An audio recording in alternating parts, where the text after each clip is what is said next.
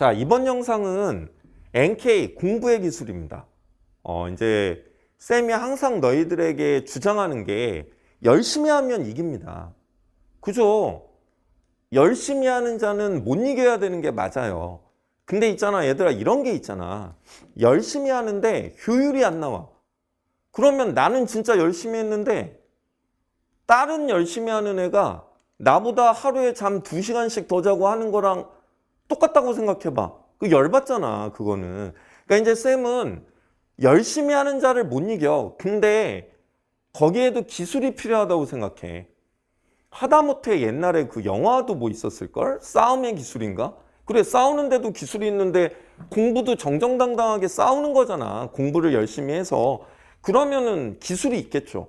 그러니까 이제 거기에 대한 얘기를 한번 해보고자 하는데, 이거는 이제 쌤이 지금까지 살아오면서 공부라는 거에 대해 느끼는 그런 여러 가지들이고, 사실 이제 쌤은 커리큘럼이나 교재나 이런 데 항상 이거를 녹이려고 노력을 하고 있거든. 한번 같이 생각을 해보자고. 일단 쌤은 이런 얘기를 많이 해.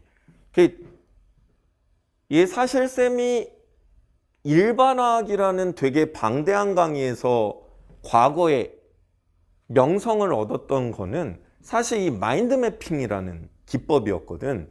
이게 일반화학은 얘들아, 너희가 공부하는 화원에 비해 사실 양이 한 10배 이상이라고 생각하면 되거든. 정말 많아. 화원화 투를 다 합한 거에 한 서너 배라고 생각하면 되겠지. 그래서 이제 이게 애들이 너무 많으니까 뭐를 어디에서 어떤 개념이 있고 이게 어떻게 연결되고 이 자체를 감을 못 잡는 거야. 근데 이 마인드맵이라는 거는 정말 과거부터 있던 기법이거든. 이는 어떤 그 뭐라 그래야 돼? 교육학과도 관련돼 있는 그런 개념이에요.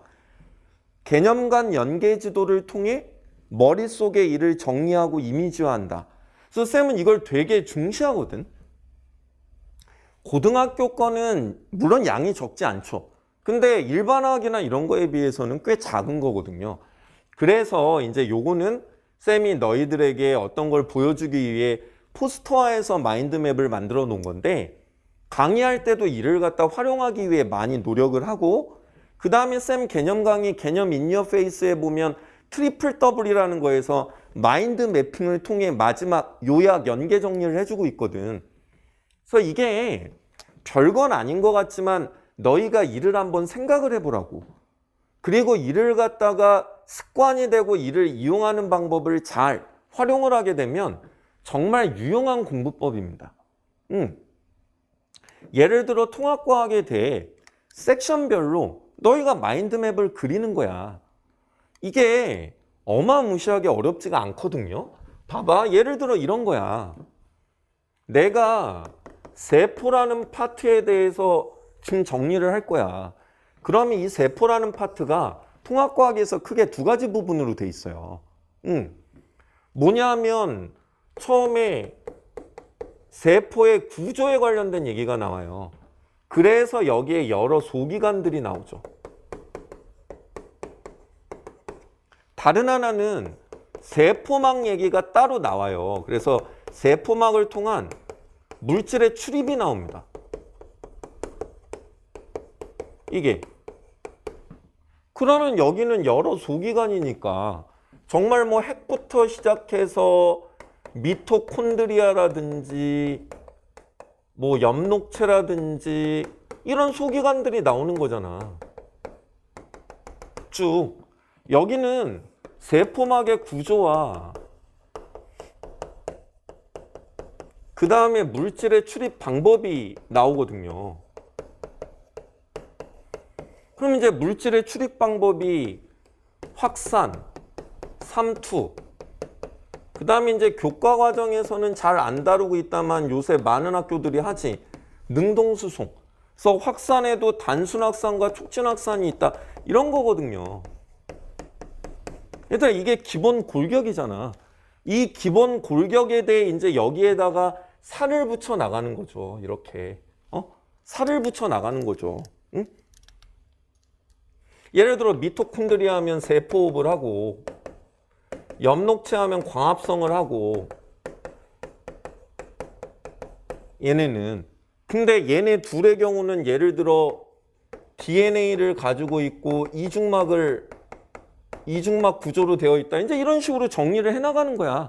이게 되게 단순해 보이지만 너희로 하여금 세포라는 섹션이 어떤 식으로 정리가 되어 있는지를 명확하게 알려줄 수 있는 이미지화가 되는 연계 정리가 된다는 얘기죠. 이게 너희가 습관이 되면 상당히 유용합니다. 내가 공부를 어떻게 했다라는 게 기록으로 남거든요. 그리고 내가 예를 들어 한참 동안 어느 부분에 대해서 안 봤어. 그러면 익숙하지가 않아. 다시 보면 생소하거든. 근데 얘를 딱 보면 아 맞아. 그때 여기에는 이렇게 됐는데 여기엔 이런 게 있었고 맞아. 내가 공부할 때 얘와 얘가 DNA를 갖고 있고 이중막 있는 게 되게 중요한 거였어. 이렇게 알 수 있단 말이야. 그리고 여기에다가 너희가 예를 들어 이 단순확산, 촉진확산, 삼투, 뭐 능동성 이렇게 있을 때 얘는 막에 있는 단백질을 이용해. 사실 이제 능동성은 잘 안 하긴 하지만 얘도 막 단백질을 이용하거든요. 이런 거를 여기에다가 같이 이렇게 넣어주면 분류까지 된단 말이야. 단순확산은 얘를 이용하지 않거든. 삼투도 얘를 이용하지 않고. 그러니까 이게 연계 정리뿐만 아니라 비슷하고 다른 걸 갖다 비교해서 여기에까지 넣어놓게 되면 너희들이 나중에 보면 한눈에 보인단 말이에요. 쌤은 이 마인드맵이라는 게 되게 좋다라는 거지. 이게 정말 어려우면 오히려 이게 안 돼요. 정말 어려우면. 그러니까 쌤은 이게 상당히 유용한 방법이다. 이 마인드 매핑이라는 게. 그지? 그래서 이게 첫 번째 마인드 매핑이야. 상당히 효율적이라고 생각 안 들어? 쌤은 이게 쌤이 한의대 다닐 때 시험을 보는데 외워야 될 게 너무 많은 거예요. 근데 내가 얘를 맹신하게 된 게 뭐냐면 쌤도 정리를 잘 못해. 그래가지고 그냥 이제 쌤은 자료가 있으면 거기에 중요한 것들은 형광펜 꺼놓고 그리고 나중에 이렇게 보고 이런 걸 주로 했는데 쌤하고 친하던 이제 그 여학생이 한 명 있었는데 이 여학생이 정리의 신이야. 근데 이제 그 친구랑 나랑 평점이나 이런 게 항상 비슷했어. 그 쌤이 니네는 못 믿겠지만 쌤은 하는 건 열심히 하거든. 그 쌤 평점이 되게 좋았어요. 근데 이 친구도 평점이 되게 좋아. 근데 보니까 이 친구는 나중에 가면 A4 용지 몇 장밖에 안 되는 걸 시험 전에 막 보고 있는 거야. 그래서 그거는 뭐야 그랬더니 자기가 마지막에 정리하는 거래. 그래서 그걸 봤더니 그 친구가 정리하는 방법이 일종의 저 마인드맵이더라고. 이 친구는 마인드맵 이런 용어는 몰라. 그냥 여학생이니까 깔끔하게 저런 식으로 하나하나 연계해서 정리하는 거야. 우와 정말 좋더라고. 시험 범위가 몇백 페이지인데 걔는 다 이해하고 난 다음에 줄이니까 한 10페이지도 안 돼. 이게 공부잖아. 그래서 쌤이 그때부터 마인드맵에 열광하게 된 거거든. 다음 거 한번 봐볼까? 쌤은 이거 정말 필요하다고 봐. 얘들아 이게 모든 거를 꼼꼼히 정리하고 난 다음에는 시험이 가까워질수록 그 전체를 다시 볼 시간은 줄어들어. 그러면은 요약이 필요하단 말이야. 그러니까 시험에 반드시 나오는 거. 근데 이제 문제는 너희가 이게 시험에 반드시 나온다라는 거를 파악하기는 사실 쉽지 않지. 그러니까 좀 전문가의 도움이 필요해. 쌤도 전문가잖아? 그러니까 쌤 같은 사람의 도움이 필요한 거지. 그러니까 쌤은 아예 교재에 꼼꼼 노트라고 해가지고 아예 그냥 여기에 이거는 반드시 나오는 것들이다 해서 이렇게 정리를 해놨어. 이 테마는 나오는 거야. 예를 들어 스펙트럼은 얘들아 시험에 무조건 나오는 거야. 그리고 얘가 저수령으로 나올 때 이렇게 딱 정리해서 너희들이 알고 있으면 돼. 서수령 대비까지 반드시 할 수 있도록. 그지? 개념이 다 널브러져 있으면 마인드맵으로 연계해서 정리는 됐잖아. 근데 이제 그 중에도 시험에 반드시 나오는 것들이 중요한 게 있는 거야. 그런 거는 이렇게 요약 정리해야 되지 않겠는가? 마인드맵, 그 다음에 핵심 내용 요약. 그 다음에 쌤이 그래서 이제 요렇게 시험에 100% 출제되는 내용을 갖다가 정리를 해놓고 요런 식으로 서술형을 대비할 수 있도록 필수형을 정리해 놓고 요렇게 짜놓은 거지. 그러니까 쌤은 그냥 뭐라고 해야 돼? 물화일체? 이건 여기랑 안 맞는 말 같은데. 쌤이 과학 배군 되게 무식하네요. 그죠? 그러니까 그러니까 쌤이 말하고자 하는 거는 평소에 내가 공부에 필요하다고 주장하는 거를 나는 자료화하거나 강의 기법에 이거를 꼭 쓰거든. 왜냐하면 그게 좋은 건데 그걸 써먹어야 되잖아. 그러니까 쌤은 그래서 이렇게 꼼꼼노트라는 자료를 만든 거야. 유형화. 이제 이건데 이거는 뭐냐면 어떤 킬러 문항이 주어질 때 시간이 푸는데 오래 걸리거나 문제가 어려워서 손도 못 대면 그 문제는 망하는 거잖아. 그리고 쌤은 이 쇼컷을 매우 좋아해요. 쌤이 어떤 이 쇼컷의 선두주자이기도 했고 쌤은 이 쇼컷들을 매우 좋아하거든. 근데 좀 유치하게 나는 슬로건을 만들어, 쇼컷에 대해. 그래서 너희가 이렇게 보면 산념기 중화반응이 이런 거거든. 이기는 편 우리 편, 지는 편 우리 편. 정말 유치해 보이죠. 도대체 너는 정신연령이 얼마냐 할 것 같지만 나는 이게 진짜 좋은 슬로건이라고 생각하거든. 그래서 예를 들어 이런 자료가 있어요. HCl의 부피가 있고 NaOH의 부피가 있는데 혼합 수용액의 양이온수와 액성이 주어져 있어. 근데 이거를 예를 들어 분석을 해야 돼. 자, 지금 여기는 어떤 수업이 아니니까 왜 이런 논리가 나오는가는 여기서 하기엔 좀 무리잖아. 근데 너희가 쌤의 강의를 듣고 이 내용을 알고 있다면 바로 여기서 내가 분석을 해줄게. 봐. 이기는 편 우리 편이야. 이 말은 뭐냐면 지금 이온수가 이게 다 성립이 되는 거거든요. 근데 여기에 양이온수가 이렇게 주어졌단 말이에요. 얘는 일가야. 이건 일가일 때밖에 안 되는 거야. 이 논리는. 근데 얘가 염기성이야. 그러면 내 논리에 의하면 이기는 편이 염기란 얘기인 거야. 그러면 이 ON이라는 게 이기는 편 거여야 해. 그럼 둘 중에 염기가 이기는 거니까 얘가 ON게 있다는 얘기예요. 이기는 편 우리 편. 염기가 이겼으니까. 일가기 때문에 양이온수는 이 NaOH 입자수와 같거든요. 산성이래잖아. 이기는 편이 산이야. 그러면 얘가 뭐야? 얘가 12N이 돼야 된다는 논리거든요. 그럼 다 푼 거야.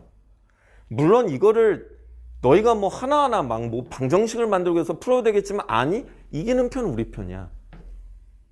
이렇게 되면 염산이 80ml에 12N개 들어있다는 논리이기 때문에 20ml에는 4분의 1이니까 3N개밖에 안 들어있거든요. 얘는 NaOH가 100ml에 5N개 들어있기 때문에 40ml에는 2N개밖에 안 들어있어요. 그러면 여기에서 지는 편이 우리 편이라며 일가에선 그럼 물 분자수가 되는 거예요. 지는 편이 3N개잖아요. 여기서는 지는 편이 2N개고 지는 것만큼 물이 생기니까. 그러면은 이기는 편 우리 편과 지는 편 우리 편을 이용해서 얘를 분석하는데 솔직히 까놓고 얘기하면 익숙해지면은 30초도 안 걸리거든요. 응? 이기는 편은 우리 편. 지는 편은 물 분자. 그리고 용액이라는 거는 균일한 혼합물이니까 부피에 비례해야 되는 거는 맞고요. 이런 게 유형화야. 근데 이를 갖다가 너희는 어떻게 풀고 있냐는 거지. 쌤은 애들한테 항상 얘기해. 나왔네. 야 뭐야, 이기는 편 우리 편이잖아. 지는 편이 물이잖아. 생각을 너희가 해볼 가치가 있죠. 과연 쇼컷이라는 건 어떤 거냐. 또 이제 이런 쇼컷들을 유치하지만 기가 막히게 쌤이 잘 만듭니다. 쌤하고 같이 하면 이런 것들을 아낌없이 볼 수 있죠. 근데 이게 공부의 기술 아닐까? 쌤은 그렇게 생각하는데. 다음에 이제 도식화예요. 쌤은 이게 한눈에 보여야 된다라고 생각하는 주의야. 이게. 그래서 있잖아. 그러니까 예를 들어 화학결합에서 여러 가지 분자들의 보호 모형을 가지고 문제를 낸단 말이야. 그러면 쌤 같은 경우는 아예 나올 가능성이 있는 것들을 이 뒤에도 훨씬 더 있어. 아에다 정리를 해. 근데 예를 들어 이게 이제 이거는 통합과학 정리본인데 화원 정리본은 평가원과 교육청에 역대 10년 넘게 나왔던 자료들을 보호 모형, 루이스 구조식, 그 다음에 공유전자쌍분의 비공유전자쌍수의 비, 분자의 모형, 극성 이렇게 나올 수 있는 걸 다 해서 표로 만들어 놨어. 예를 들어 통합과학 같은 경우에는 이렇게 보호의 모형으로 그림을 주거나 하고 문제를 내기 때문에 이런 평가원교육청 역대 기출 중에 통합과학의 트렌드에 맞아서 나올 수 있는 모형을 다 정리해서 이렇게 줘. 그럼 쌤, 아니 화원은 이해가 가는데 통합과학을 하는데 이걸 왜 이렇게 줍니까? 항상 얘기해 쌤이. 학교에는 통합과학 선생님은 없어. 그냥 물화생지 선생님이 계실 뿐이야. 쌤처럼 통합과학 선생님이 한 분 있어 다 가르치는 게 아니잖아. 못 하신다니까? 각자 당신들이 하는 과목만 해. 근데 나는 화학 선생님이야. 학교에서 통합과학의 화학을 가르치래. 가르치고 있어. 이런 문제를 내야 돼. 근데 나는 맨날 아이들 2학년, 3학년 애들 가르치면서 평가원 교육청 문제를 봤어. 거기 있는 걸 내고 싶어. 갖다가 내시는 거지. 그게 통합과학에 나올 수 있는 걸 골라서 해주면 되는 거야. 이런 게 공부의 기술 아니야? 근데 이걸 너희가 이런 생각을 했더라도 이제 하는데 무리가 있잖아. 그러니까 쌤 같은 사람들이 이렇게 만들어주는 거지. 이거는 쌤의 꼼꼼 노트에 이미 다 넣어놨어. 그렇게 공부하는 거야. 쌤은 그게 맞다고 봐. 이게 공부의 기술이야. 공부는 열심히 해야 되지만 효율적으로 해야 됩니다. 어때? 그럴싸하지? 근데 쌤이 마지막으로 이제 너희들에게 해주고 싶은 말이 있어. 볼래? 하지만 이 세상에 존재하는 최고의 공부의 기술은 나는 이렇다고 생각해.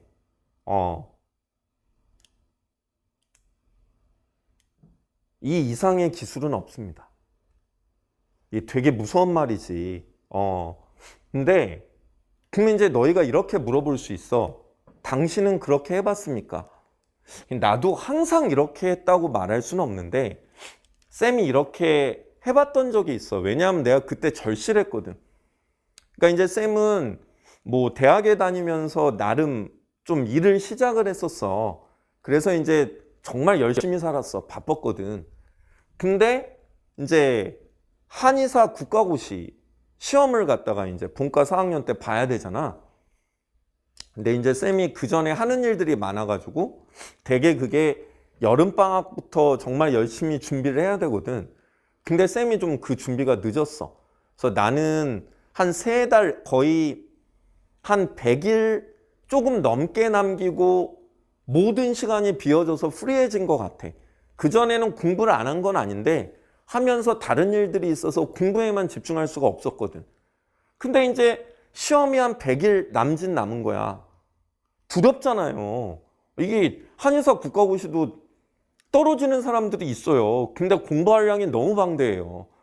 그러면 나름 쌤이 대학 다니면서 평점도 나쁘지 않고 그랬는데 이게 떨어져 봐. 이게 내 개인적으로도 그러지만 야 이게 얼마나 내가 참 그렇잖아. 주변에 이게 면목이 안 서요. 그래서 정말 그 쌤이 프리하게 되고 거의 한 4달 된 것 같아. 한 120일. 정말요. 아침에 6시 기상, 샤워. 그 다음에 이제 그때는 뭐 공부하는 시즌인데 뭐 내가 멋낼 것도 없잖아. 샤워하고 그냥 물기 닦고 그 다음에 그냥 머리 말린 다음에 모자 눌러 쓰고 도서관에 올라가는 거야.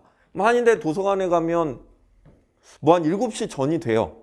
그러면 올라간 다음에 그냥 공부하는 거예요. 잠잘 때까지. 도서관에서 되게 12시 좀 안 돼서 나왔어. 그냥 공부하는 거야. 거기 이제 본과 4학년 국가고시 준비하는 친구들이 쓰는 도서실이니까 우리 학년만 있거든. 그냥 하는 거야. 절실해. 그러면 그때 쌤의 유일한 낙이 뭐냐면 밥 먹으면서 나는 밥 먹으면서 쉬었어 얘들아. 그때까지 머리를 쓰면 머리가 너무 돌아가지 않을 것 같아서 밥 먹으면서 그 학교 근처 식당에서 밥을 먹으면 TV를 틀어주잖아요. 그 TV에 이제 그때도 예능들을 갖다가 재방송을 많이 해줬어요. 그러면 예능 보며 애들하고 낄낄거리는 그거 1시간씩이 낙이었어. 점심 저녁. 그러면은 2시간 정도 빈다 하자. 하루 중에. 그 다음에 잠은 되게 1시에 자서 6시에 일어났던 것 같아요. 왜냐하면 규칙적으로 해야 되니까. 그러면 5시간 정도 자잖아. 잠자는 시간 5 빼. 그 다음에 밥 먹으면서 낄낄거리는 시간 둘 빼. 그 다음에 아무래도 뭐 씻고 올라가고 내려가고 뭐 이런 시간 있겠죠. 뭐 넉넉해서 한 그거 뭐 이제 중간중간 쉬하러 화장실 가고 뭐 이런 거 있겠죠? 한 2시간 뺄까? 9시간 빠지네요. 24시간에서 9시간 빼면 15시간은 정말 순수하게 공부만 했던 것 같아. 그 100일 넘게를.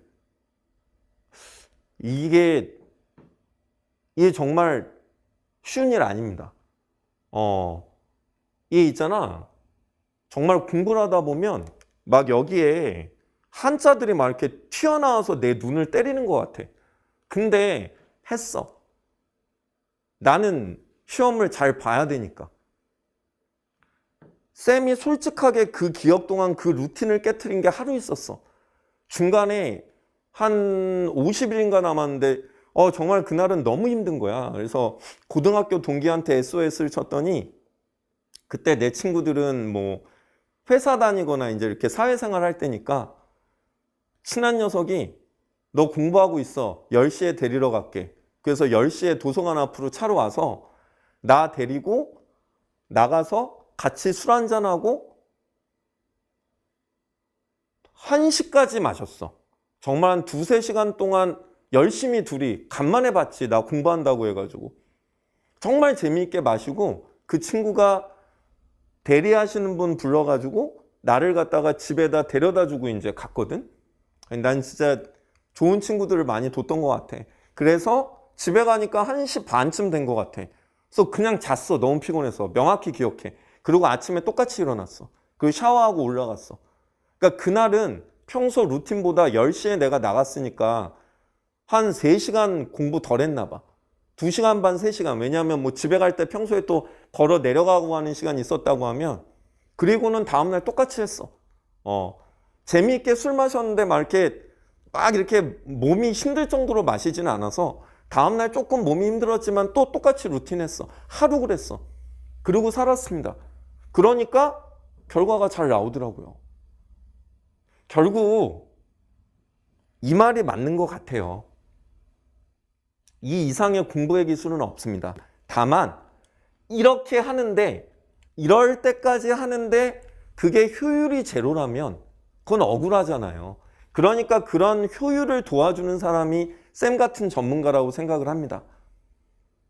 여러분은 어떻게 생각하십니까? 진정한 공부의 기술은 무엇일까요?